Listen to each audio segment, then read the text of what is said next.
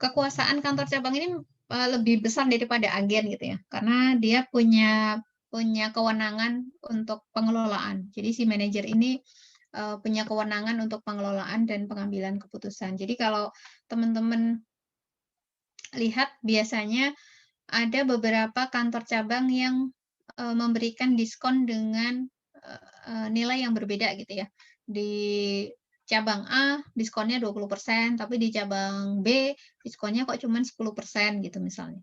Nah, itu karena memang masing-masing diberikan keleluasaan gitu ya. Biasanya sih kalau dari kantor pusat mereka akan memberikan patokan aja gitu ya, pagu gitu ya. Rates-nya sekian gitu, atau mereka hanya diberikan target aja gitu ya, targetnya sebesar sekian gitu. Nah, nanti pengelolaannya diserahkan kepada cabang gitu, sehingga si manajer cabang ini mereka punya kewenangan untuk mengatur kebijakan terkait dengan penjualan misalnya.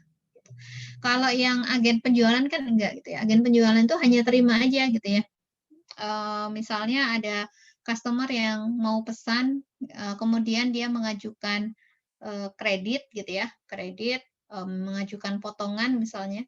Nah, itu si agen menerima gitu ya. Mungkin kalau teman-teman apa namanya, teman-teman pernah bertransaksi di agen gitu, kok ada yang apa namanya, nego gitu ya. Bisa jadi nego gitu, tapi itu basisnya hanya pengalaman biasanya ya.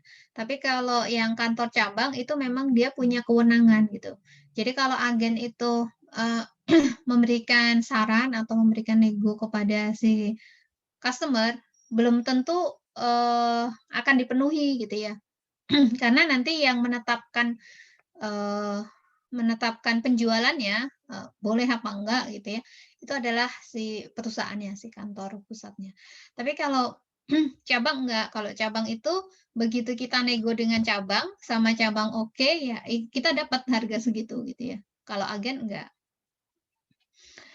Kemudian kas dan barang dagang kantor, disuplai dari kantor pusat. Jadi dia dapat kas, kemudian barang dagangan juga, dari kantor pusat. Tapi kalau misalnya kantor pusatnya itu nggak ada barang dagangannya, si kantor cabang ini boleh untuk membeli dari pihak lain gitu. Jadi dari supplier lain, tidak harus dari kantor pusat. Jadi tidak dia punya kewenangan itu gitu ya, untuk membeli, produk dari, supplier lain kalau misalnya di kantor pusatnya nggak ada. Nah, kalau agen kan enggak. Agen itu dari sisi persediaan nggak ada. Dari sisi persediaan dia nggak punya, dia hanya dikasih sampel, kemudian, dia juga nggak boleh, ngambil, inventory dari tempat lain, ya bisa ngambilnya dari perusahaan itu, gitu. Kemudian cabang dapat mengirimkan barang ke pelanggan, mengirim tagihan, menerima pembayaran gitu. Itu bisa dilakukan oleh cabang. Kalau agen kan tadi yang ngirim kantor pusat, kemudian tagihan yang bikin juga kantor pusat, termasuk pembayarannya. Cabang dapat menggunakan rekening cabang di bank ini untuk keperluan dia gitu ya. Dalam kasus tertentu, kantor pusat memiliki kewenangan dalam penerimaan pelunasan dari pelanggan. Jadi, bisa bisa, umumnya gitu ya, umumnya transaksi cabang itu nanti, bayarnya ke cabang juga gitu ya. Tapi, dalam kasus tertentu bisa jadi, eee, pelanggan itu bayarnya ke kantor pusat. Nah, kalau seperti ini biasanya rawan missing gitu ya, rawan missing. Jadi, eee, piutangnya itu masih ada di cabang gitu ya, tapi pelanggannya nanti sudah bayar ke kantor pusat. Nah, ini yang nanti butuh konsolidasi, penggabungan gitu ya. Ketika terjadi penggabungan itu nanti butuh penyesuaian kalau terjadi, transaksi yang seperti ini gitu ya. Karena di kantor, cabang itu masih mencatat receivable, tapi di kantor pusatnya sudah terima pelunasannya gitu ya. Jadi nanti harus dibuat adjustment. Kita bicara agen penjualan. Agen tidak menyelenggarakan pembukuan atau akuntansi atas transaksi yang dilakukan. Jadi transaksi jual beli itu tidak dicatat oleh agen. Jadi yang dicatat itu semacam notes atau laporan gitu ya. Nanti ringkasan penerimaan atau pengeluaran modal kerja dan mencatat penjualan ke pelanggan, bukan akuntansinya gitu. Kemudian ringkasan pemakaian modal kerja. Jika manajer agen dibayar berdasarkan volume penjualan, maka catatan penjualan juga diserahkan ke kantor pusat. Karena kan pembayarannya kan based on volume penjualan gitu ya. Berapa yang terjual, nah itu nanti jadi komisinya ya, jadi pendapatannya si agen. Ini ilustrasinya. Sistem yang digunakan impress system ya. Jadi kas yang diberikan itu kas tetap ya, kas yang bisa diisi ulang gitu ya, yang bisa diisi ulang. Kantor pusat mencairkan cek sejumlah dana yang dibutuhkan tuh dan dikirimkan ke agen. Ini sebagai modal awal gitu ya. Impress fund tadi dikasih kas sebesar 5.000. Nah, atas kas yang sebesar 5.000 ini nanti agen akan menggunakan uang ini untuk pembayaran macam-macam ya tadi, buat bayar listrik, bayar uang keamanan gitu ya. Kalau di Ceger nih sering sekali ada ada uang keamanan gitu ya. Ada dari organisasi-organisasi yang orang-orang yang mengatasnamakan organisasi yang dengan dalih keamanan gitu ya, keamanan. Sebenarnya nggak ada orang-orang itu juga sudah aman gitu. Kalau ada orang itu malah nggak aman. Expense, jadi dia akan catat expense pada cash. Jadi cash yang diterima gitu ya. Ini kan sebenarnya kalau dari sisi ini pencatatannya kantor pusat ya. Kantor pusat itu akan nyatat seperti ini. Working fund agensi A kepada pada cash gitu ya. Kemudian pertanggungjawabannya. Jadi ini nanti 5.000 ini digunakan expense ya untuk bayar-bayar gitu. Nah, setelah digunakan ini akan dilaporkan ke kantor pusat. Kalau dilaporkan ke kantor pusat, nanti yang tadinya working fund tadi ya, itu akan menjadi expense. Kemudian ganti kan, misalnya yang dipakai 2.000 nih buat bayar biaya-biaya gitu ya, beban 2.000 gitu. Yang diajukan ke siapa? Ke kantor pusatnya ya 2.000 lagi gitu. Jadi yang dicatat hanya expense yang 2.000, nanti si kantor pusat ngeluarin uang lagi 2.000. Jadi si agensi A ini uangnya akan tetap terus selama itu 5.000.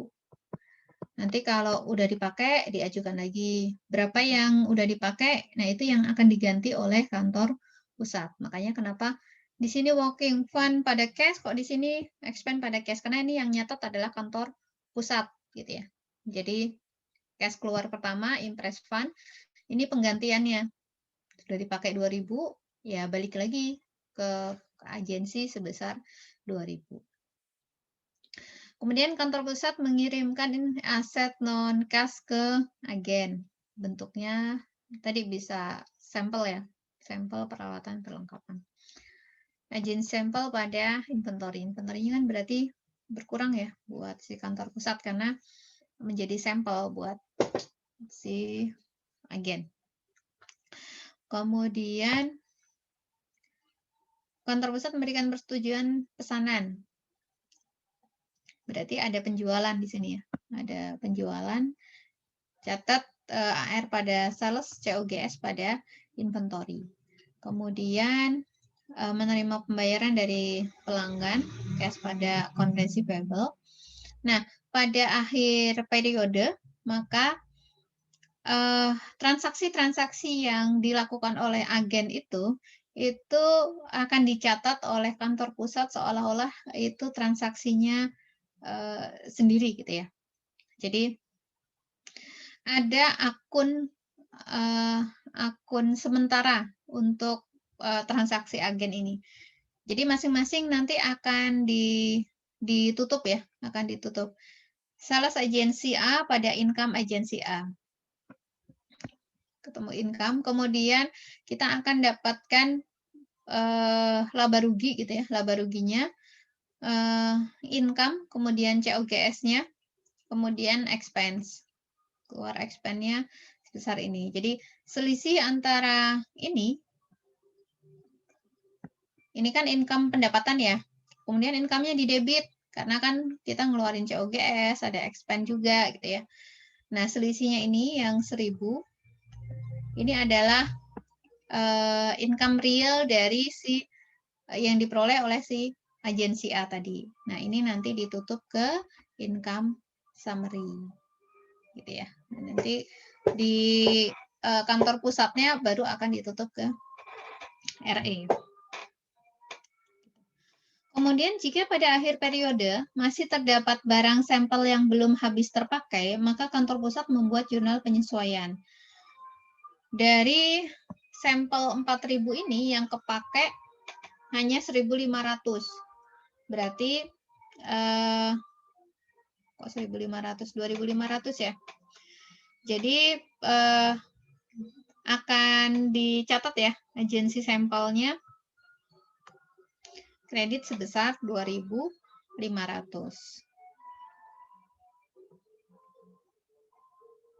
Sama kayak peralatan ya, perlengkapan gitu ya. Kalau di akhir periode masih ada yang sisa gitu ya, kita akan mencatat expense-nya berapa gitu ya. Jadi di neraca itu masih akan muncul gitu ya, yang belum kepake berapa.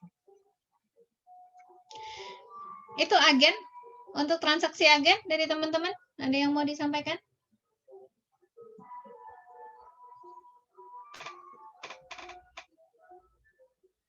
Oke ya. Nah, agen ini nanti kalaupun di soal berarti yang muncul adalah akuntansinya si kantor pusat. Karena tadi si agen itu tidak melakukan pencatatan. Sehingga yang diminta itu adalah transaksi pencatatan dari kantor pusat. Kemudian untuk akuntansi kantor cabang. Untuk kantor cabang ini bisa ada tiga perlakuan gitu ya di kantor cabang. Ada yang pembukuan di kantor pusat aja. Nah, pembukuan di kantor pusat aja ini mirip dengan tadi ya agen. Jadi si kantor cabang itu tidak melakukan pembukuan apapun. Jadi transaksi yang nyatat adalah kantor pusat. Nanti dalam operasionalnya si kantor cabang itu akan mengumpulkan bukti-bukti, kemudian dia kirim ke kantor pusat. Yang dikirim itu bukti asli karena dia tidak melakukan pembukuan. Jadi semuanya dikirim ke kantor pusat. Yang nyatat adalah kantor pusat. Nah, opsi yang kedua itu pembukuannya bareng, kantor pusat nyatet, kantor cabang juga nyatet. Nah, kalau seperti ini nanti si kantor cabang mengirimkan kopi dokumen. Karena kan yang nyatet basis pokoknya itu ada di kantor cabang. Maka yang nyimpan bukti aslinya itu kantor cabang. Si kantor pusat ini biasanya digunakan untuk ngecek gitu ya. Maka dia nyatatnya basisnya adalah kopi dokumen. Nah, yang ketiga, pembukuannya di kantor cabang. Jadi kantor pusat melakukan pembukanya nanti di penggabungan gitu ya. Selama operasional itu yang melakukan pencatatan adalah kantor cabang. Kantor cabang nanti secara periodik akan kirim laporan ke kantor pusat gitu ya. Itu sebagai apa sih? Sebagai pengecekan juga untuk kantor pusat. Kemudian di akhir periode biasanya akan dilakukan penggabungan antara laporan keuangan kantor pusat dan kantor cabang. Nah, yang akan kita bicarakan nanti di nomor 3 ini ya, untuk pembukuan kantor cabang. Karena kalau kantor 1 dan 2 ini nggak ada isu sebenarnya gitu ya. Kalau di 3 ini tadi nanti di masalah penggabungan gitu ya.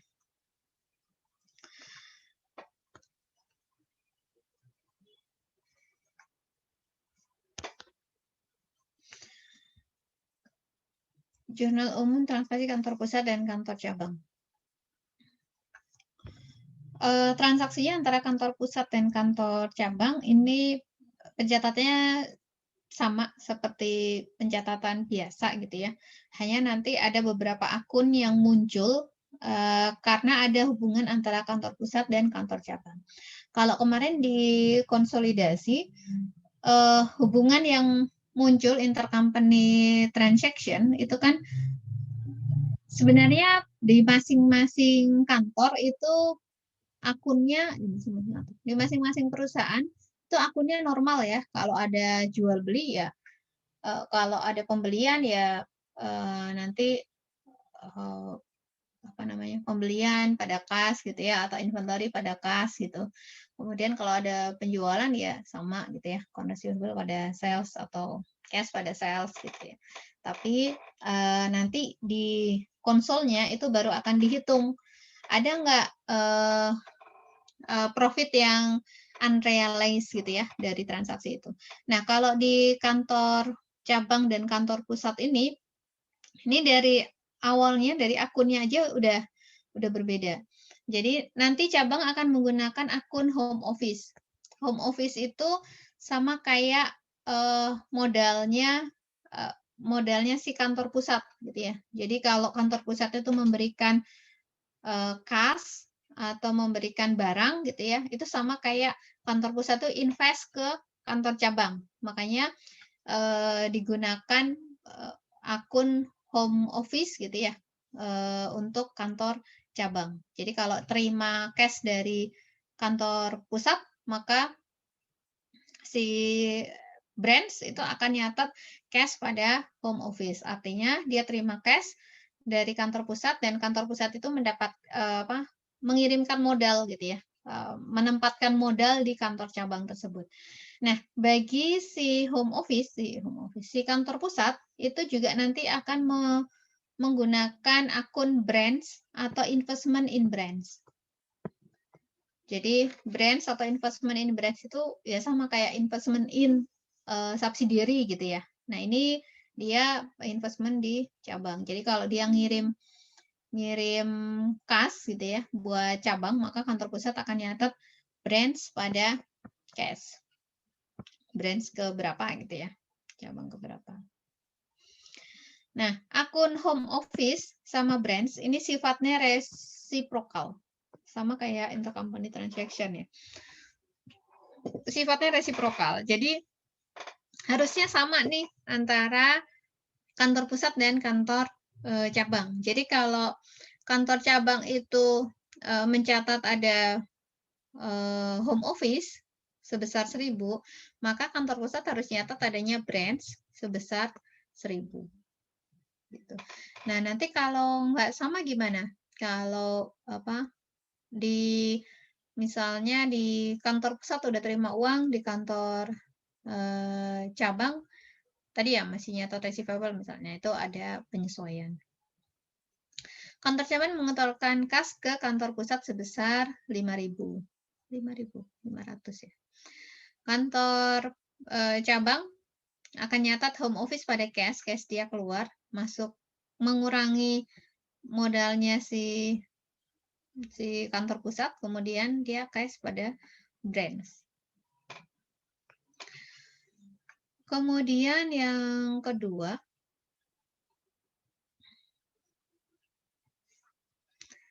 transaksinya ketika kantor pusat mengirimkan barang dagang ke cabang, maka kantor pusat akan mendebit branch dan mengkredit shipment to branch. Jadi tadi ya barang dagangan itu kan dari kantor pusat gitu. Nah, barang dagangan dari kantor pusat itu nanti dicatat oleh kantor cabangnya itu bukan sebagai inventory gitu. Bahasanya akunnya bukan inventory, tapi menggunakan shipment from home office. Kalau di kantor pusatnya akan mencatat shipment to branch. Gitu. Itu sebenarnya dia inventory gitu ya, inventory. Nah, nanti bagi kantor cabang, si shipment from home office ini nanti akan ditambahkan dengan barang tersedia untuk dijual. Kalau baru pengiriman pertama ya berarti barang tersedia untuk dijual ya sebesar ini gitu ya. Tapi kalau sebelumnya sudah ada inventory ya, barang tersedia untuk dijual nanti ditambahkan. Nah, itu adalah nilai inventory dari kantor cabang. Nah, begitu juga dengan si kantor pusat gitu ya. Si kantor pusat ini akan mencatat shipment to branch itu mengurangi barang yang tersedia untuk dijual. Sebenarnya barangnya belum terjual, tapi karena dia barangnya sudah shifting, sudah beralih ke cabang gitu ya. Kalau tetap dicatat juga di kantor pusat, tidak dikurangkan dari barang tersedia untuk dijual, maka akan double. Di kantor cabang nyatet, sudah ditambahkan dengan barang tersedia untuk dijual, di kantor pusat juga nyatet, belum dikurangkan dari barang tersedia untuk dijual. Jadi satu barang tapi dicatat di dua tempat. Nah, ini nggak boleh. Makanya nanti bagi kantor cabang boleh ditambahkan, bagi kantor pusat harus dikurangkan. Gitu. Nah, ini hitungan untuk persediaan seperti biasa ya. Kalau persediaan akhir ditambahkan dengan pengiriman barang yang baru nanti akan jadi persediaan awal. Kemudian yang ketiga, cabang mencatat semua pembebanan biaya operasional yang dibayar oleh cabang sendiri. Nah, atas uang yang diberikan oleh kantor pusat, nanti kantor cabang itu bisa mengelola mengelola pembayaran biaya gitu, pembayaran bebannya. Jadi dari 1.000 tadi gitu ya, nanti bisa digunakan untuk misalnya untuk gaji karyawan gitu ya, untuk bayar sewa, untuk miscellaneous gitu. Habis tuh cashnya sebesar 750. Kantor pusat nyatet nggak? Enggak, karena ini udah dicatat sama dia yang pemberian yang 1.000 itu. Kemudian cabang membebankan seluruh biaya operasional cabang ke kantor pusat. Jadi ada beberapa biaya yang memang tidak dibayarkan oleh kantor cabang.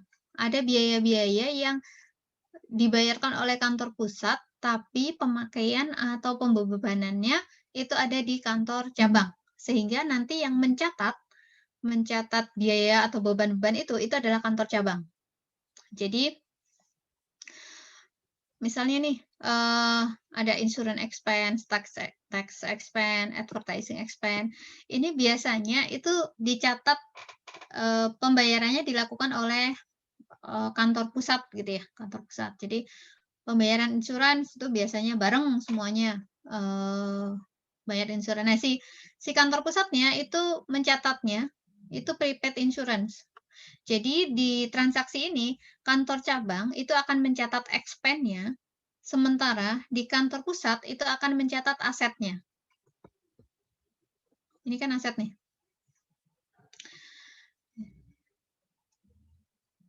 Ini konsep beban kan sama ya. Beban itu akan diakui ketika aset itu berkurang nilainya, gitu kan ya. Prepaid insurance kita bayar 1.000 misalnya ya. Sudah digunakan 100 ya, berarti prepaid insurance-nya berkurang sebesar 100. Jadi di kantor pusat itu mencatat ada pengurangan prepaid insurance, sementara di kantor cabang itu akan mencatat adanya insurance expense sebesar 100. Begitu juga dengan tax. Tax expense dicatat di sini tax payable. Advertising expense di sini ini salah nih, harusnya prepaid advertising ya, membayar bayar biaya advertising sebesar 150. Jadi bagi kantor pusat ini yang dicatat adalah pengurangan dari aset gitu ya. Kalau di kantor cabang ini pertambahan expense gitu ya. Kalau kita catat beban itu kan biasanya insurance expense pada prepaid gitu ya. Pada prepaid sebesar bla bla bla bla bla gitu. Nah, ini karena kantor cabang dan kantor pusat yang expense-nya itu dicatat oleh kantor cabang gitu ya. Prepaid-nya itu dicatat oleh si kantor pusat. Jadi transaksinya sama tapi mencatatnya berbeda. Makanya di sini ada home office, ada branch. Gitu. Kemudian yang kelima, cabang mencatat penjualan cabang dan mencatat penagihan atas penjualan tersebut. Gitu. Pencatatan penjualan seperti biasa, account receivable pada sales, kemudian mendapatkan ya cash pada account receivable, pembayarannya sebesar 2.000. Gitu. Karena ini transaksinya itu hanya melibatkan melibatkan kantor cabang, tidak melibatkan kantor pusat, maka di kantor pusat tidak melakukan pencatatan apapun. Nanti kantor pusat hanya akan mencatat ketika akumulasi ya, income-nya sudah dilaporkan ke kantor pusat gitu. Tapi untuk pencatatan penjualannya sendiri, kantor pusat tidak melakukan pencatatan. Gitu. Oke, teman-teman, sampai di sini. Ada yang mau disampaikan dulu?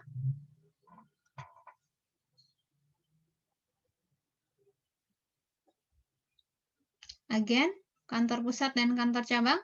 Sampai di sini. Clear? Bu, izin bertanya, Bu. Monggo, Mas Faisal. Tadi saya kurang connect masalah agen penjualan. Tadi pencatatan expense agency itu ketika apa ya, Bu? Sama working fund agency-nya. Oke. Jadi working fund agency ini muncul ketika kantor pusat itu memberikan dana kepada agen. Agen itu kan butuh dana operasional gitu ya, bayar listrik dan sebagainya gitu. Nah, si kantor pusat itu akan mendanai operasionalnya agen buat bayar listrik dan sebagainya gitu. Itu biasanya digunakan sistem impress fund ini. Jadi di awal nanti si kantor pusat itu akan memberikan uang sebesar 5.000 kepada agen. Ini yang nyatat kantor pusat. Kembali lagi, si agen tidak menyelenggarakan transaksi pembukuan atas transaksi. Jadi nggak ada pencatatan dari agen. Pusat itu akan mencatat uang yang keluar sebesar 5.000 digunakan untuk bayar untuk impress fund-nya si agen. Kasih 5.000 nih. Nah, 5.000 ini nanti akan digunakan oleh agen. Digunakan untuk apa? Untuk bayar listrik misalnya. Bayar listrik habis 2.000. Untuk bayar listrik habis 2.000. Kan berkurang nih, uangnya tinggal 3.000. Di akhir bulan misalnya ya, di akhir bulan ditanya sama kantor pusat, uangmu masih ada nggak? Masih ada, tinggal 3.000. Ya udah laporin aja. Nah, si agen itu akan lapor ke kantor pusat. Uangku yang 5.000 kemarin itu udah kepakai 2.000. Gantiin dong yang 2.000 karena sistemnya kan impress fund. Dananya tetap gitu ya. Jadi si agen itu akan melaporkan uangnya udah berkurang 2.000. Maka kantor pusat nanti akan nyatat expense dari 5.000 ini sudah digunakan 2.000. Nanti kantor pusat akan ngasih lagi uang 2.000 buat si agen. Jadi uang agen yang tadinya tinggal 3.000 ini nambah 2.000. Jadi uang agen nanti akan tetap sama sebesar 5.000. Nah, ini yang disebut sebagai impress fund. Gitu. Gitu kurang lebih, Mas Faisal.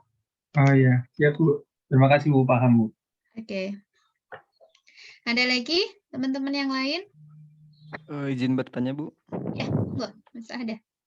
Itu berarti jurnalnya misalnya agennya mengeluarkan expense gitu, otomatis ngejurnal yang expense agensi pada case ya Bu? Untuk agennya? Kantor pusatnya Bu.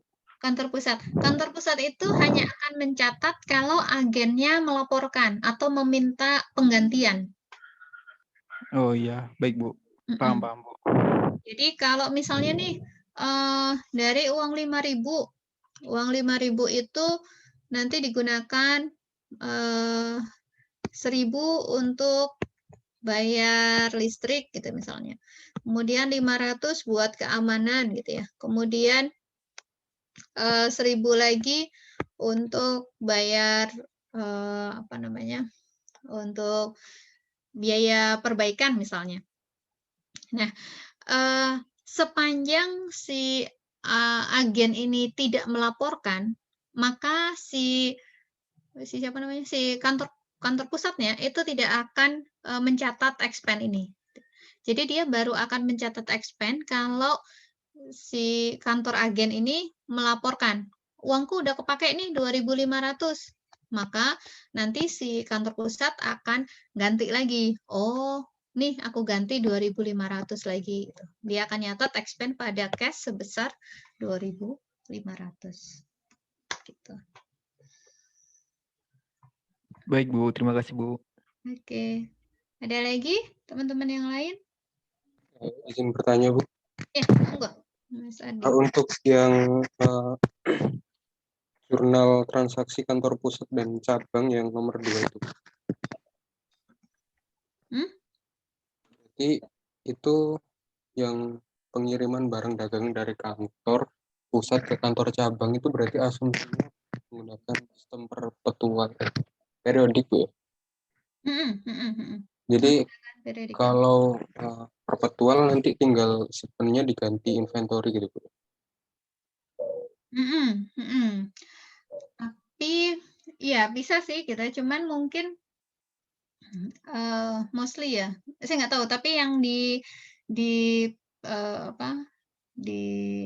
disajikan di akuntansi kantor pusat dan kantor cabang ini menggunakan periodik gitu ya. Jadi nanti di akhir akan dihitung gitu.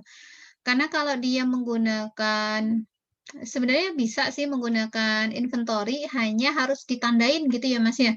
Karena kan inventory yang dikirim dari kantor pusat itu kan resiprokal dengan apa namanya, pencatatan dari kantor pusatnya sendiri gitu ya. Ini kan inventory gitu ya, inventory home office gitu ya, branch pada inventory taruhlah gitu ya. Nah ini sebenarnya resiprokalnya di sini sih kelihatan gitu ya. Takutnya nanti nyampur sama inventory yang dia beli dari luar gitu ya, yang dia beli dari luar. Kalau inventory yang dia beli dari luar itu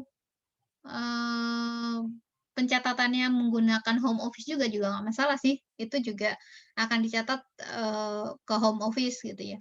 Tapi kalau yang dicatat oleh dia sendiri kan berarti inventory dia pada cash gitu ya. Gitu. Bisa kalau menggunakan perpetual gitu ya, hanya paling ditandain gitu ya.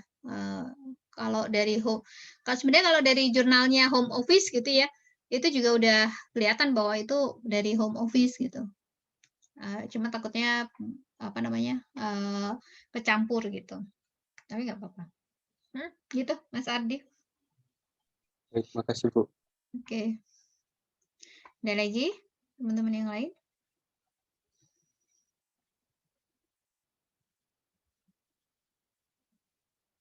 Nggak ada? Oke. Teman-teman, untuk bertanya jangan apa ya, jangan takut atau jangan sungkan, ini pertanyaannya biasa aja gitu, atau pertanyaannya jangan-jangan basic banget gitu ya. Ditanyakan saja gitu ya. Mungkin ada teman-teman yang lain juga yang menanyakan hal yang sama gitu. Jadi bisa ditanyakan gitu. Ada kalau dulu ya, ya takut gitu ya, takut kalau pertanyaan itu basic banget gitu ya, kok gitu aja nggak ngerti gitu. Enggak, sebenarnya kalau saya open gitu ya, pertanyaan apapun selama teman-teman ini memang butuh penjelasan, silakan untuk ditanyakan. Gitu. Jangan berpikir pertanyaannya terlalu basic atau apa gitu, enggak ya. Nah, ini yang ke-7 itu adalah pembelian dan penyusutan aset tetap. pembelian aset tetap itu biasanya dicatat di buku kantor pusat. Jadi kantor cabang itu kalau mau beli aset bisa sih gitu, tapi aset-aset yang besar tuh biasanya yang beli adalah kantor pusat. Maka ketika ada pembelian aset tetap, yang nyatet pembeliannya itu adalah kantor pusat.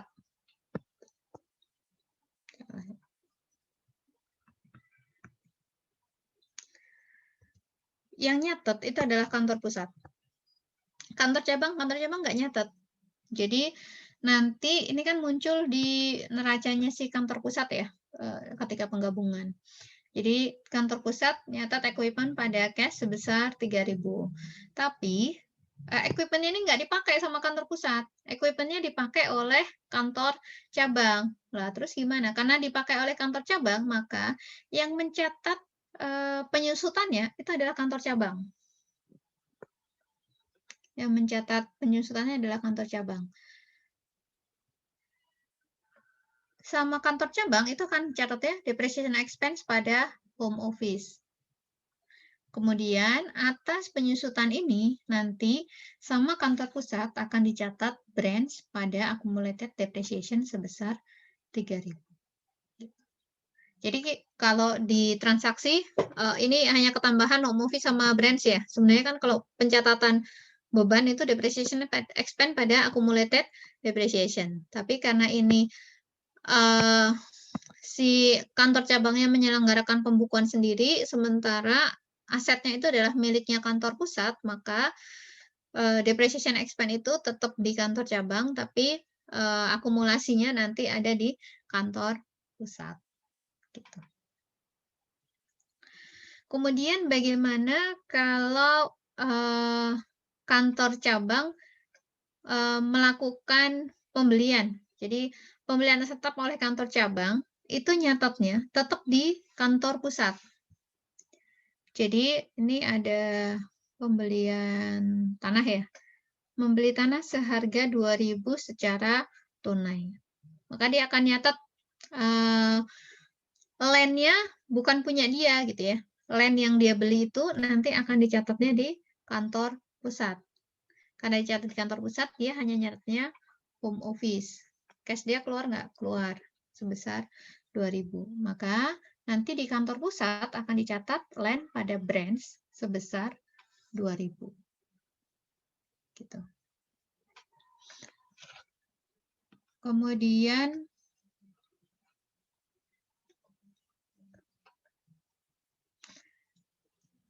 yang ke-8, cabang membeli barang dagang dari luar negeri, dari pemasok luar gitu ya, dari supplier luar. Karena beli dagang dari pemasok luar, berarti kita tidak lagi akan mencatat home office gitu ya. Kalau tadi dikirim barang dari luar, kita kan akan nyatat shipment from home office pada home office. Karena dia beli sendiri, maka dia akan nyatat purchase pada cash atau account payable. Gitu. Kantor pusat nyatat nggak? Enggak. Karena ini nggak ada hubungannya sama dia. Transaksinya adalah transaksi antara kantor cabang dengan suppliernya.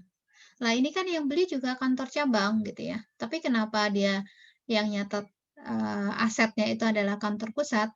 Karena nanti yang berhak mencatat aset itu adalah kantor pusat. Jadi di hubungan kantor pusat dan kantor cabang ini, si kantor pusat itu mencatat seluruh aset tetap. Jadi walaupun yang beli itu kantor cabang gitu ya, tapi asetnya itu nanti akan dicatat oleh kantor pusat.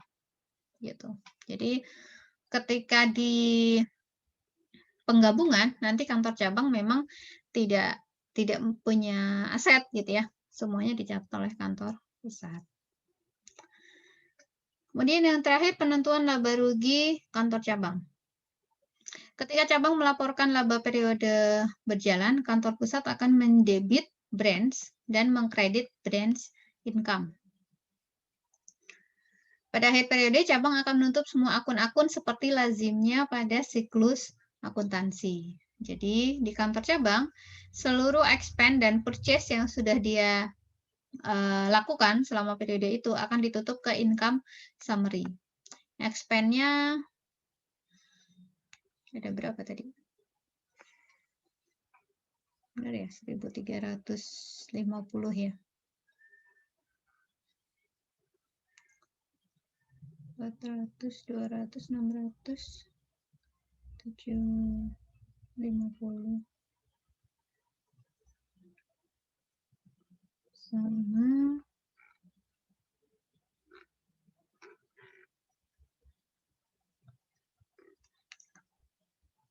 300 sama ini salah ini pantesan kurang.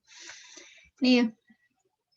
Expand ya, itu kan dia mana tadi? Ini ya, 750 kemudian ditambah dengan 300 ditambah dengan ini depreciation expense 300 300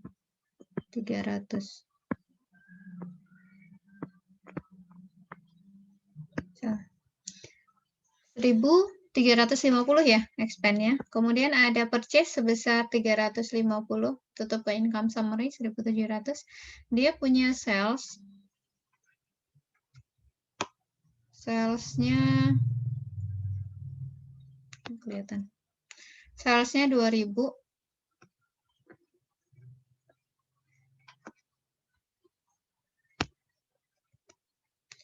Salesnya 2.000 tutup ke income summary. Kemudian home office ya. Tadi yang 300 tadi. Expense. 300. Branch income-nya 2.000. Ini berapa sih? 1.350 tambah 350, 1.700 ya. Diselisihkan dengan 2.000.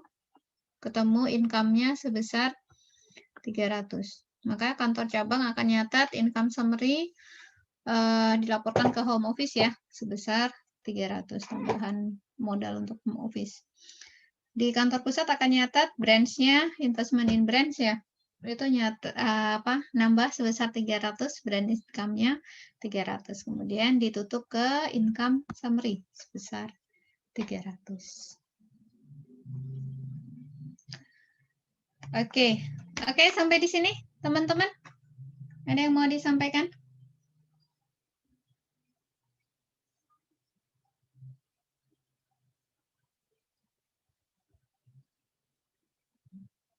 Tidak ada? Clear ya?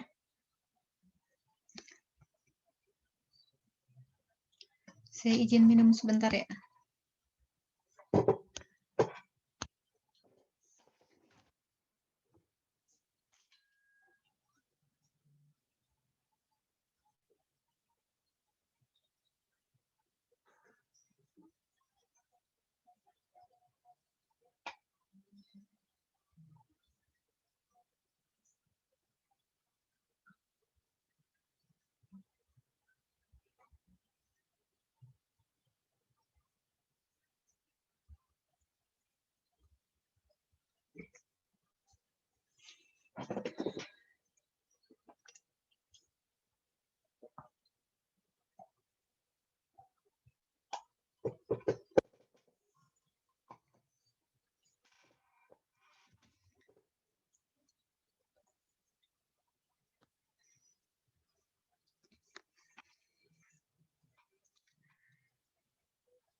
Oke, sampai di sini teman-teman. Yang mau sampaikan dulu sebelum masuk penyesuaian.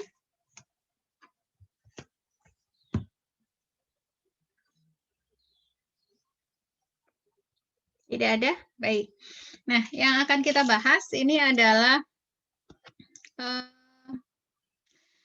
jurnal penyesuaian transaksi antara kantor pusat dan kantor cabang. Nah, ada kalanya, itu kan sebenarnya home office sama branch, itu kan harusnya resiprokal gitu ya.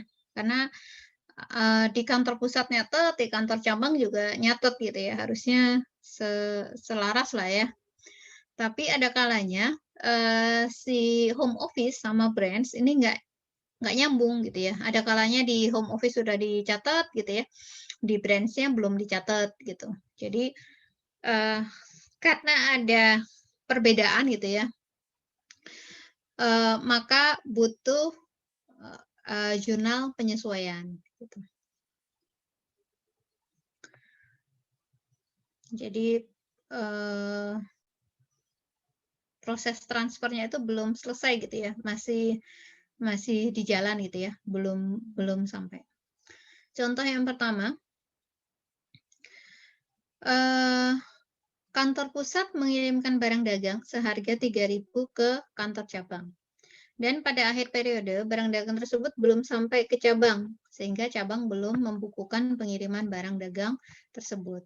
Nah, kalau seperti ini kan di kantor pusat udah nyatet tuh branch pada shipment to branch gitu ya. Sementara di kantor cabang belum nyatet. Dia harusnya nyatet shipment from home office pada home office gitu ya. Jadi karena si kantor cabang ini belum nyatet, maka nanti ketika melakukan penggabungan itu harus ditambahkan ayat penyesuaian seperti ini, shipment from home office pada home office sebesar 3.000. Kemudian pengkreditan. Kantor pusat menerima dan mencatat pelunasan dari pelanggan sebesar 750. Yang dicatat penjualannya yang nyatet si cabang. Ini cabang kan nyatet account receivable pada sales ya. Kantor pusat mencatat penerimaan kas dan mengkredit branch. Jadi karena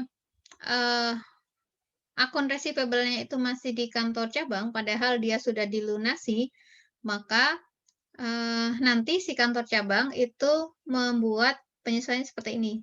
Home office pada akun receivable. Dia nggak terima cash, yang terima cash kan kantor pusat gitu ya. Jadi kantor pusat itu kan nyatatnya terima cash pada branch gitu ya. Nah, si kantor cabang nanti menambahkan nih ayat jurnal penyesuaiannya home office pada akun receivable sebesar 750.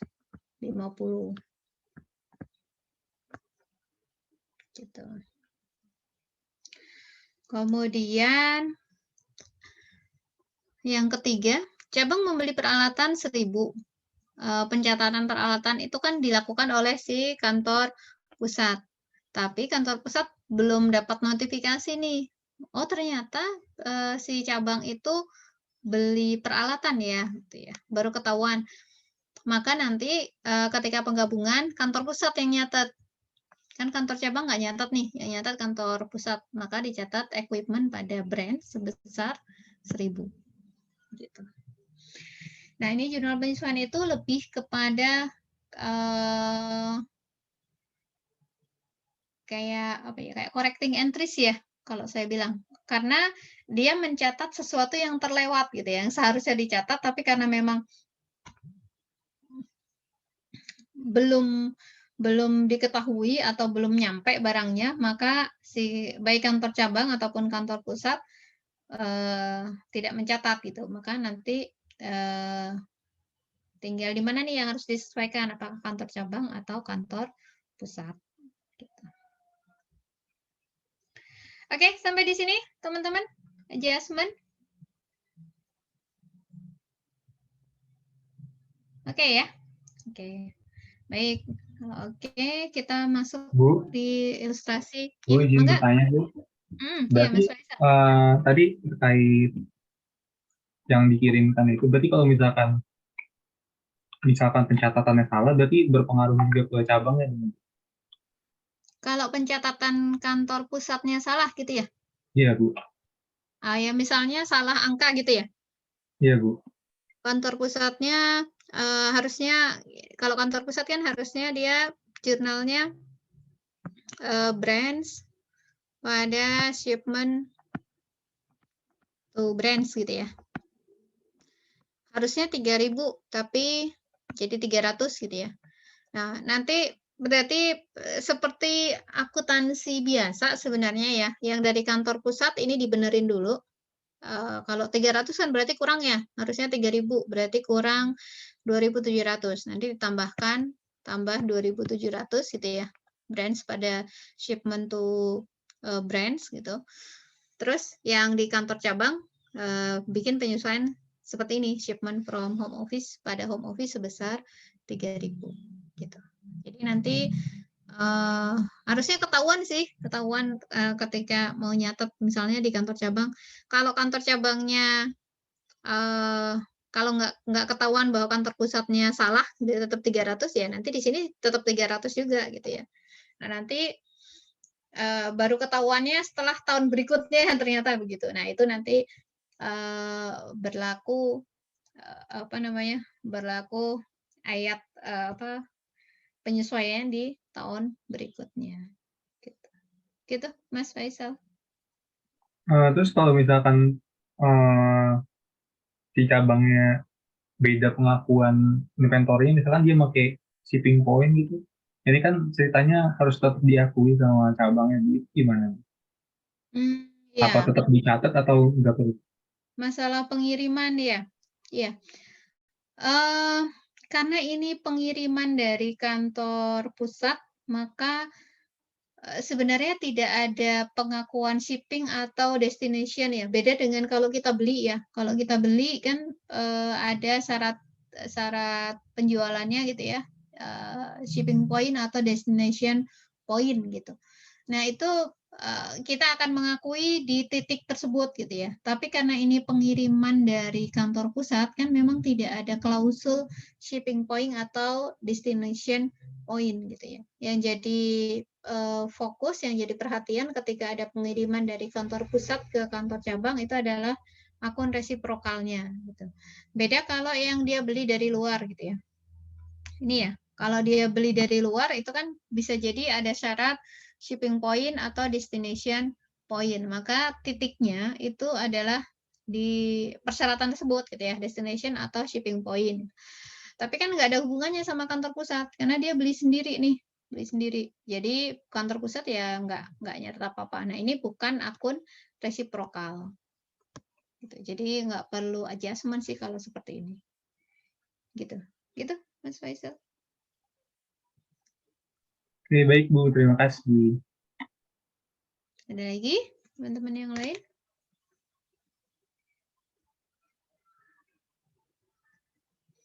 Tidak ada. Baik, kita masuk di simulasi untuk keseluruhannya. Pada tanggal 1 Oktober, PT Makmur membuka cabang pertamanya di Kota Lama. Cabang berikutnya akan dibuka tahun depan. Pembukaan dilakukan di cabang, dan laporan keuangan disusun setiap akhir bulan dan dikirimkan ke kantor pusat. Barang dagang ditagih pada harga pokoknya. Peralatan dicatat pada pembukaan kantor pusat. Cabang dikenakan biaya investasi sebesar 6% atas investasi kantor pusat yang dibayarkan di setiap awal bulan. Maka kita akan mencatat transaksinya. Yang pertama, 1 Oktober menerima transfer dari kantor pos dari kantor pusat sebesar 6.000. Maka kita akan catat cash pada home office sebesar 6.000. Ada modal yang diberikan dari home office ya. Menerima barang dagang dari kantor pusat pada harga pokok 12.000, kita akan catat shipment from home office pada home office. Nambah. Jadi home office-nya sekarang punya modal sebesar 6.000 plus 12.000. Kemudian tanggal 10 Oktober membeli peralatan kantor sebesar 3.000 tunai. Peralatan ini akan dicatat di buku kantor pusat. Maka kantor cabang itu hanya akan nyatat home office pada cash sebesar yang dia keluarkan 3.000. Nah, peralatannya itu dicatat di kantor pusat. Equipment pada brand sebesar 3.000. Ya, yang ini tadi juga dicatat ya. Ini karena resiprokal ya. Satu cash pada home office, yang satu branch pada cash. Yang sini shipment pada home office, berarti home office branch pada shipment to branch sebesar 12.000. Kemudian 15 Oktober menjual kredit barang dagang seharga 6.500. Kantor cabang akan nyatat akun receivable pada sales sebesar 6.500. Nggak ada hubungannya sama kantor pusat, maka kantor pusat tidak melakukan pencatatan. Ada penerima pelunasan sebesar 3.500. Cash pada akun receivable sebesar 3.500. 20 Oktober membayar beban-beban operasional, beban gaji, sewa, dan miscellaneous. Dicatat expense pada cash sebesar 750. Ini dibayar sepenuhnya oleh kantor cabang. Maka kantor pusat pun tidak melakukan pembukuan. Kemudian tanggal 28 Oktober, mencatat beban tidak langsung yang telah dibayar oleh kantor pusat. Beban asuransi, beban penyusutan, beban pajak, beban iklan, beban bunga. Oh, kelewatan ya. Tanggal 22 Oktober, ada pencatatan menyetorkan uang 2.000 ke kantor pusat sebesar 2.000 ya. Home office pada cash sebesar 2.000. Izin ya.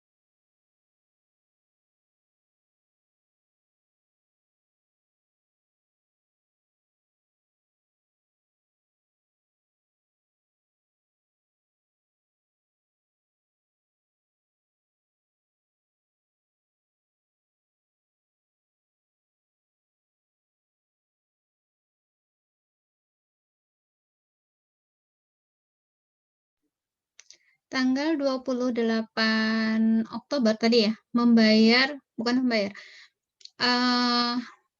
membebankan beban-beban yang sudah dibayar oleh si kantor pusat gitu ya. Jadi ini tidak ada cash yang keluar dari kantor cabang. Yang mengeluarkan cash itu adalah si kantor pusat. Nah, ini sebelumnya di kantor pusat kan akan nyatat ini ya. Ini karena sebelumnya di kantor pusat itu sudah ada pencatatan ketika dulu dia bayar prepaid insurance, bayar ini equipment, nyatat equipment, kemudian tax payable, advertising, prepaid advertising gitu ya. Kemudian ada interest income.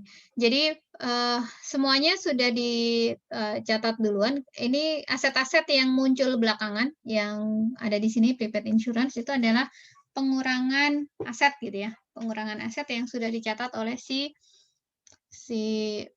kantor pusat gitu ya, kecuali yang ini ya, interest income. Jadi di kantor cabangnya tadi dia mencatat pembebanannya gitu ya, expense-nya di kantor cabang ya. Kantor cabang melakukan pembebanannya, di kantor pusat melakukan pencatatan atas pengurangan asetnya gitu. Itu tanggal 28 Oktober. Di sini ada interest expense ya, interest expense home office. Kemudian di sini ada interest income branch. Interest income yang muncul, ini dari mana sih interest income itu? Interest income itu dari sini.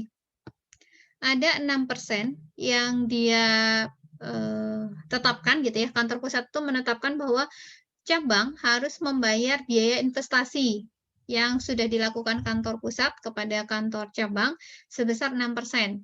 Jadi modal yang sudah ditanamkan kantor pusat ke kantor cabang itu dikenakan return gitu ya. Harus bayar return si kantor cabang nih. Returnnya sebesar 6%. 6.000 ini kan modal yang setor di awal berupa cash dan barang dagang sebesar 12.000. Ini adalah modal yang diberikan dari kantor pusat ke kantor cabang. Jadi 6% dikalikan dengan 18.000. Karena hanya 1 bulan, maka 6% per 12 kalikan 18.000. Jadi dikenakan interest income sebesar 90. Gitu. Tanggal 31 Oktober membuat jurnal penyesuaian barang dagang yang masih ada di cabang sebesar 8.400. Nah, ini akan dicatat sisa barang ya, ending inventory ya. Merchandise inventory sebesar 8.400. Kemudian membuat jurnal penutup, salesnya tadi ada penjualan sebesar 6.500 ya pada income summary. Kemudian kita tutup yang expense. Barang dagangnya sebesar 12.000, kemudian ada expense salary, rent, miscellaneous, sampai dengan interest expense ya. Sebesar 13.250 diselisihkan dengan sebentar.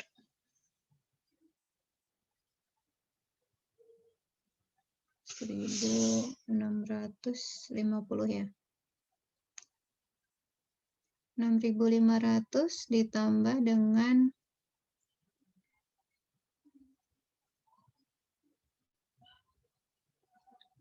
berapa tadi?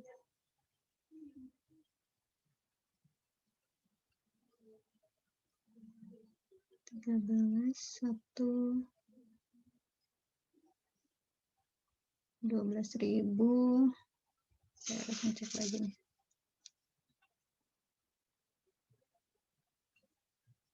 Ya, salesnya 6.500. 12 kurangi 84 berapa?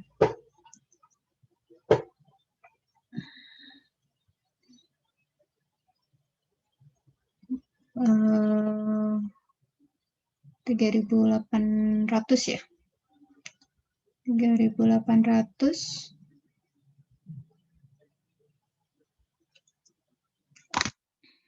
Nah, saya hitungin dulu.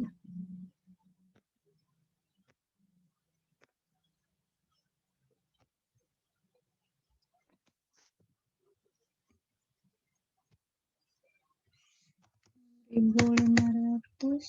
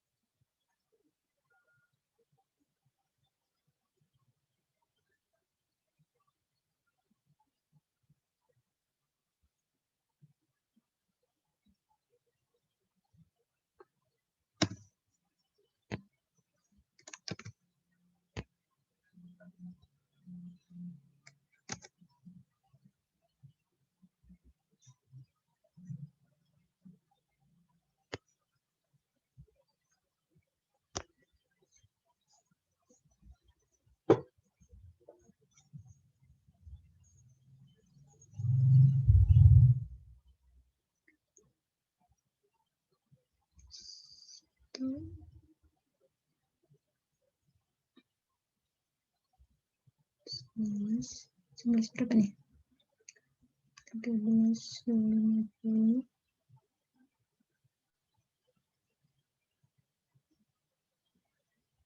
Benar ya? 8.400 ditambah 6.500 dikurangi 13.250 berapa?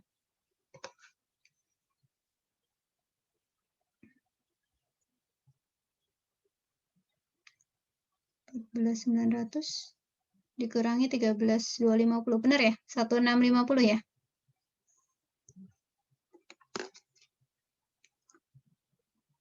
Income-nya 1.650 ya. Dicatat di kantor pusatnya branch pada branch income sebesar 1.650, kemudian branch income-nya akan ditutup ke income summary sebesar 1.650.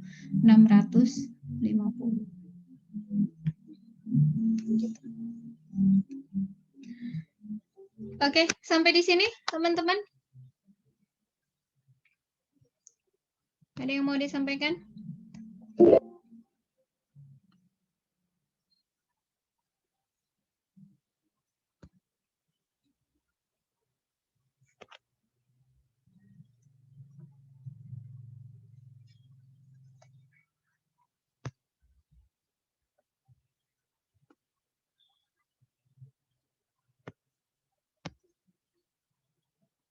Ada?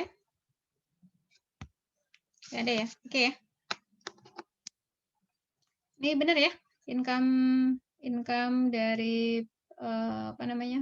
Dari branch-nya sebesar 1.650 ya.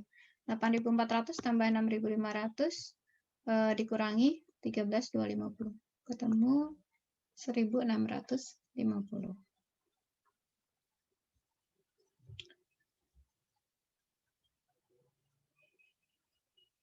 Oke. Nggak ada dari teman-teman?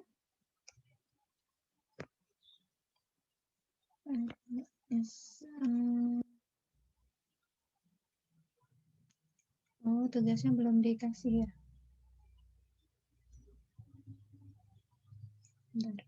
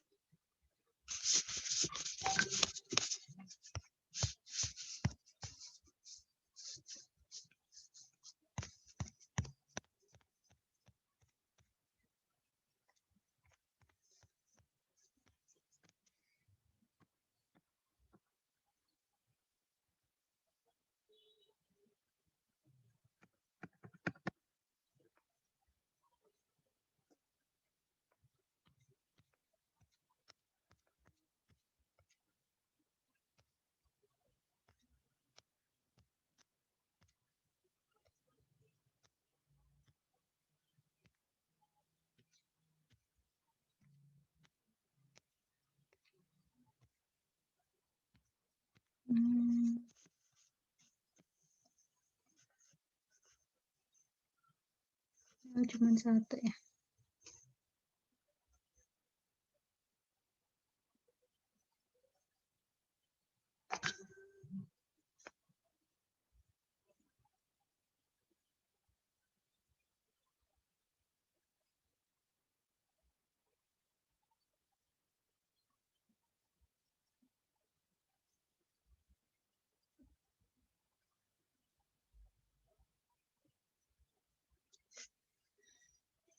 Teman-teman mau latihan dulu atau dilanjutkan ke yang problem? Problem. Iya. Ada beberapa problem yang muncul di transaksi akuntansi cabang dan kantor. Mau dilanjutkan materi atau mau latihan dulu? Mengerjakan latihan yang di buku latihan?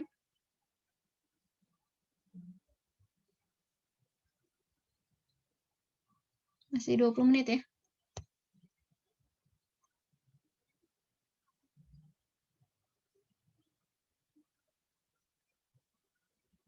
Mungkin materi aja, Bu. Materi aja. Ada yang udahan, ada yang materi. Mau yang mana? Dari materi tadi ada yang mau di ini nggak? Kalau saya mau pengennya latihan dulu ya.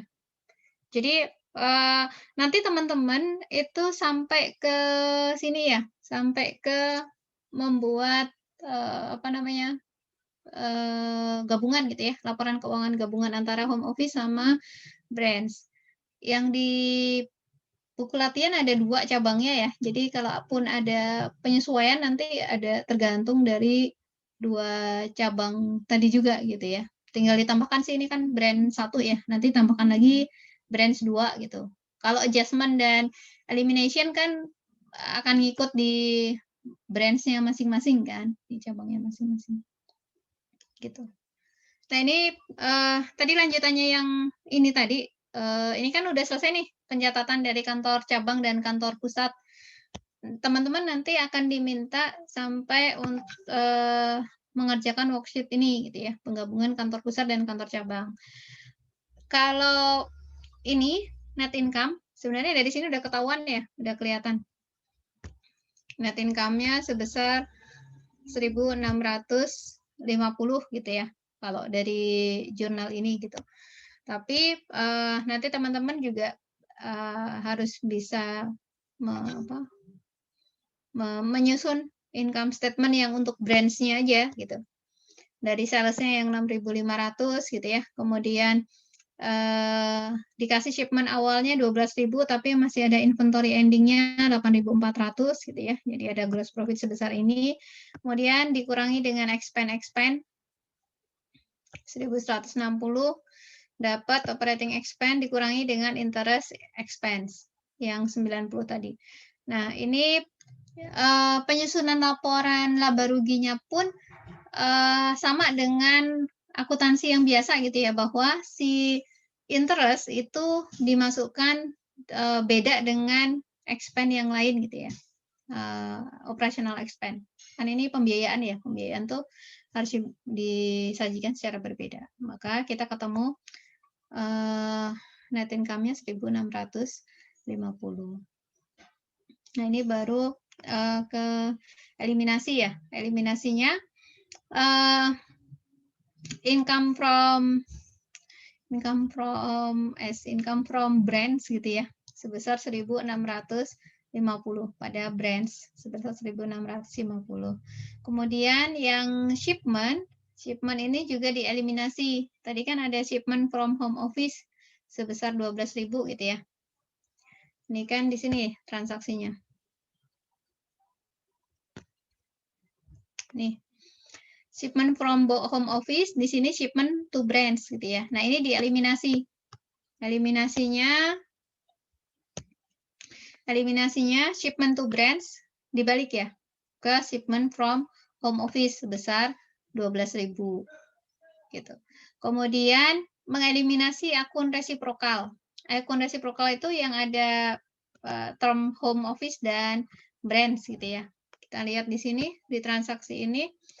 Yang home office ada ini 6.000, 12.000, 3.000 ya.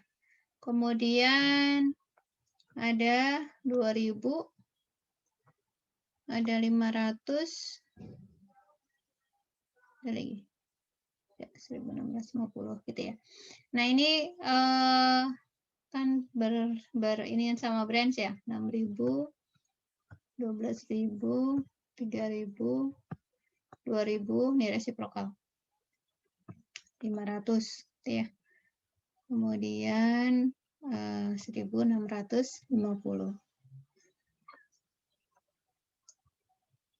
18 kurangi 5.000, 13 ya.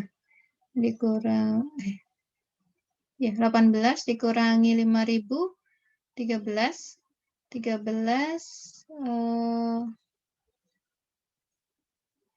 500 ya. Sebentar. Benar nggak hitungannya? 13.500 ya.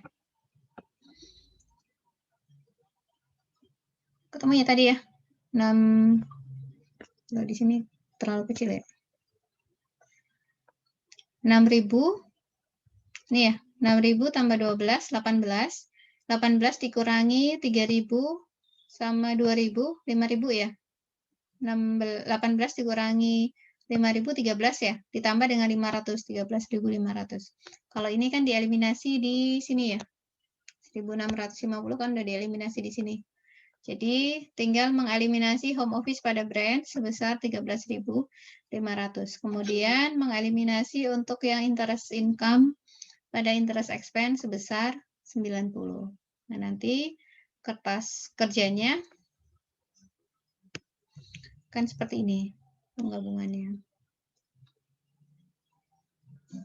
Sales, ini income from brands tadi yang 1.650 ya, muncul baru. Yang ini dieliminasi 12 dan 12.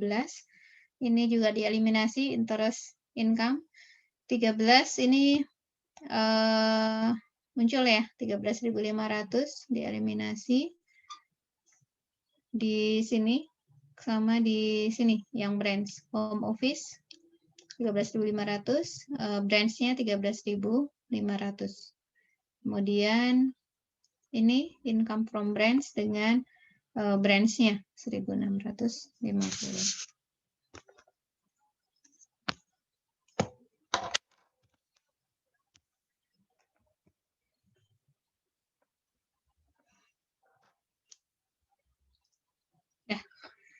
Itu akuntansi pusat dan akuntansi cabang sampai di sini.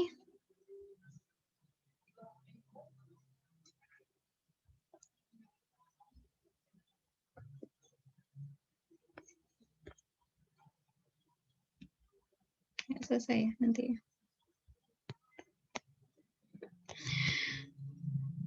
Udah ngebul belum sih? Ngebul belum?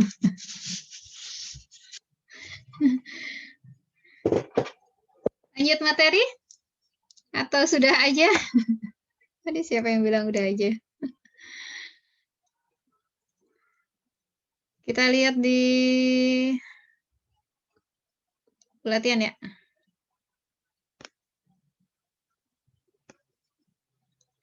Buku latihan.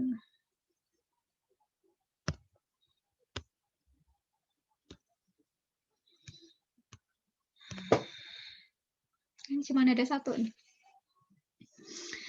PT Indo Retail merupakan perusahaan retailer yang mempunyai 2 buah kantor cabang.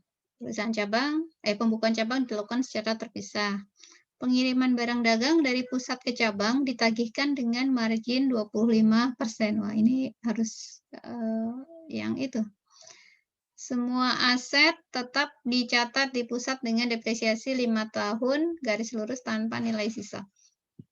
Saldo awal inventory cabang 1 sebesar 55.000, di mana sebesar 30.000 cabang membelinya dari vendor. Saldo awal inventory cabang 2, 40.000 yang semuanya berasal dari vendor. Ya, standar pengiriman dari kantor pusat ke cabang 1 adalah 200 dan kantor pusat ke cabang 2 adalah 220. Transaksi antara pusat dan cabang selama tahun 2015 adalah sebagai berikut. Baik, ini harus melihat yang materi setelahnya berarti.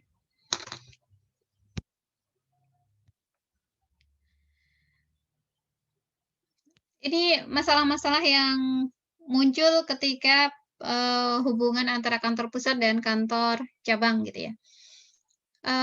Pengiriman barang dagang.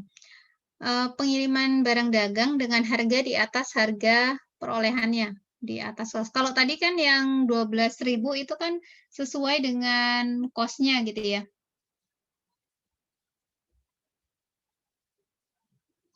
Sesuai dengan sesuai dengan harga pembelian gitu. Nah, ini kalau beda dengan harga pembelian. Harganya 10.000 dikirimkan oleh kantor pusat ke cabang dengan tagihan 20% di atas harga perolehan. Maka transaksi ini akan dicatat 20% dari 10.000, 2.000 ya. Berarti si kantor pusat itu akan mencatat 12.000, branch 12.000, shipment to branch-nya 10.000, unrealized inventory profit sebesar 2.000. Jadi yang 20% ini ya. Shipment from home office dari cabangnya sih mencatatnya senilai dengan harga pembelian dia gitu ya. Harga pembelian dia.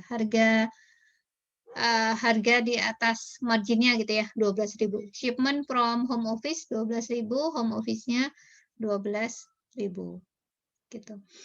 Kenapa sih shipment to branch ini dihargakan 10.000 gitu ya? Kenapa nggak 12.000 gitu? Ini nanti hubungannya dengan nilai inventory ya. Sebenarnya kan dari kantor pusat si barang tersebut itu kan nilai inventory-nya 10.000 gitu ya. Cuman ketika dikirim ke kantor cabang, dia ngirimnya setelah ditambahkan dengan margin sebesar 20% gitu ya. Jadi nanti si kantor cabang pun itu tinggal menjualnya seharga tersebut gitu. Nah,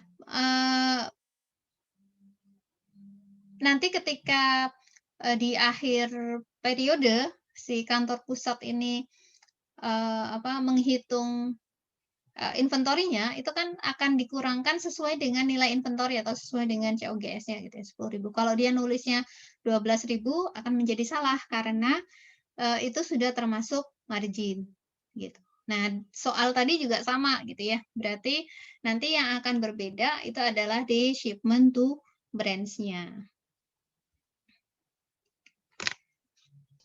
Bu, mohon izin, ini belum di-share screen sama Ibu. Belum? Oh, alah. Iya. Sebentar.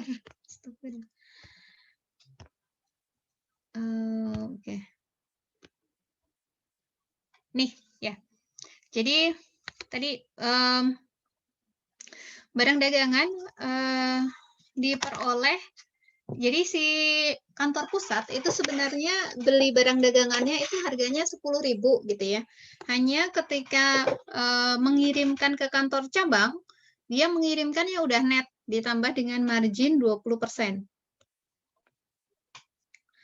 2.000 ya. Jadi shipment from home office-nya itu tetap dicatat 12.000, tapi shipment to branch-nya itu dicatatnya hanya sebesar 10.000.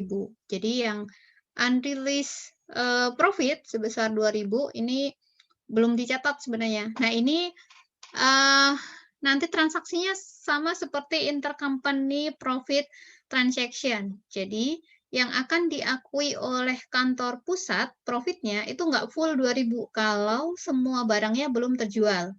Misalnya gini, akhir periode branch melaporkan inventory 8.400. Berarti dari jumlah 12.000 ini ada 8.400 yang belum terjual.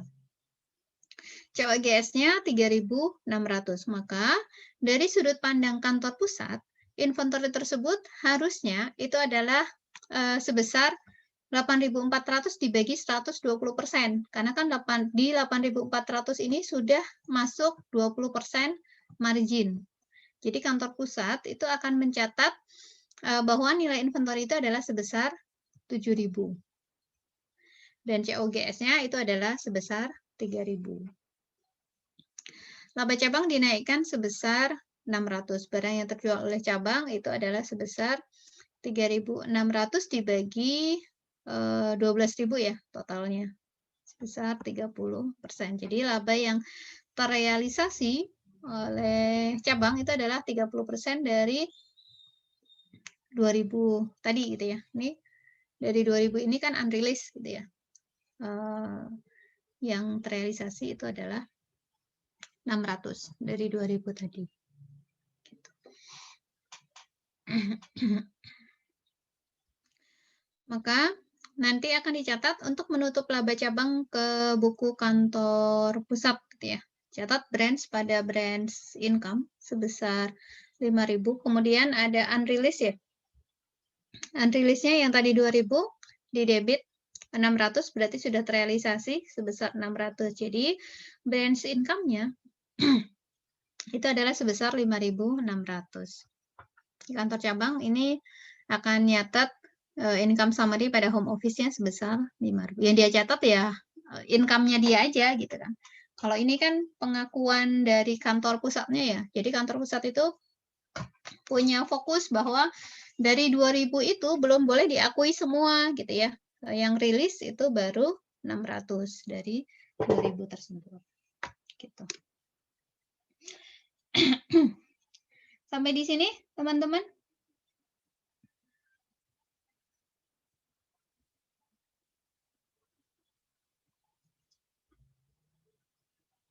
Ada yang mau disampaikan? Clear ya? Nanti berarti kalau kayak soal tadi harus dilihat nanti yang terjual berapa gitu ya.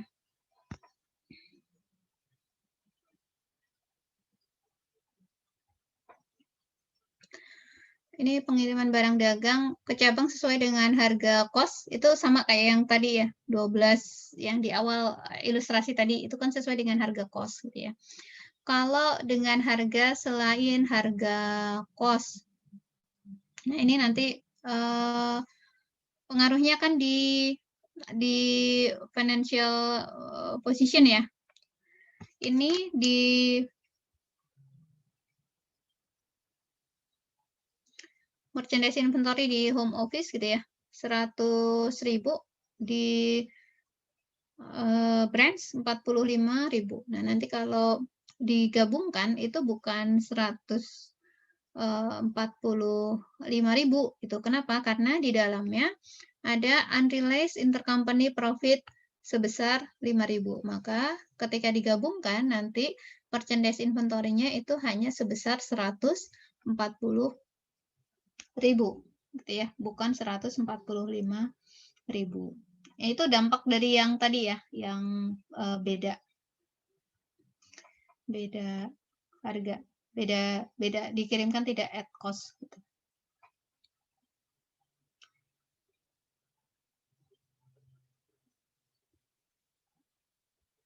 Ini gambarannya.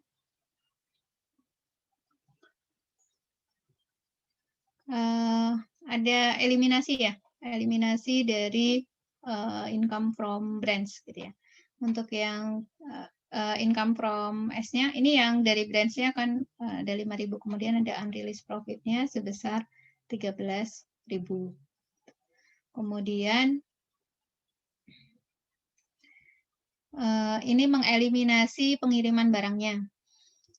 Shipment to branch-nya itu kan 48.000, tapi yang dicatat oleh branch itu kan shipment from home office-nya itu adalah sebesar 60.000. Ada unrealized profit sebesar 12.000. Kemudian mengeliminasi unrealized profit di ending inventory. Ada COGS pada inventory sebesar 4.000. Kemudian eliminasi unrealized profit di ending inventory.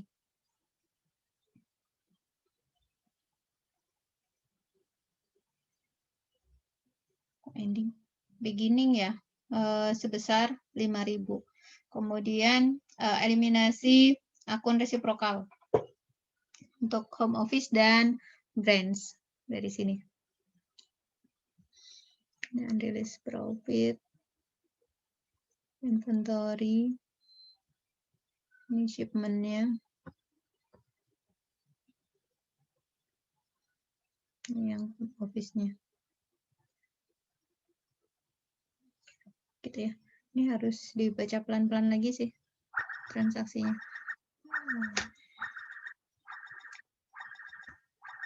Saya lupa belum absen.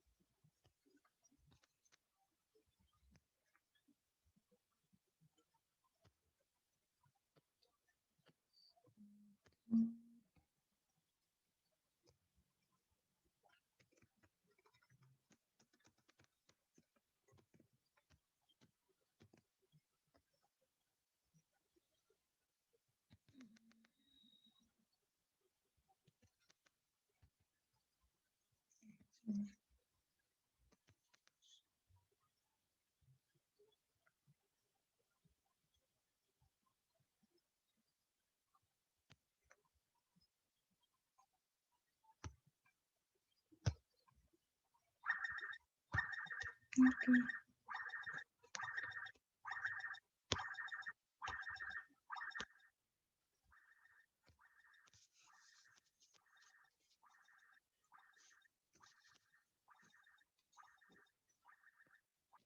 Oke.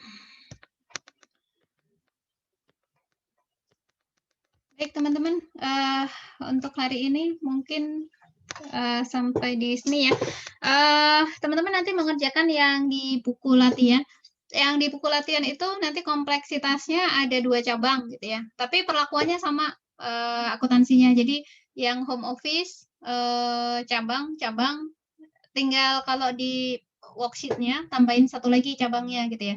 Adjustment sama elimination-nya juga sama seperti itu gitu ya. Tambahin aja nanti kan di akhirnya ada total laporan penggabungannya gitu. Oke, baik hari ini terima kasih atas diskusinya. Kita ketemu lagi di pekan yang akan datang. Jangan lupa nanti di awal pertemuan kita bahas dulu ya untuk soal latihan tadi.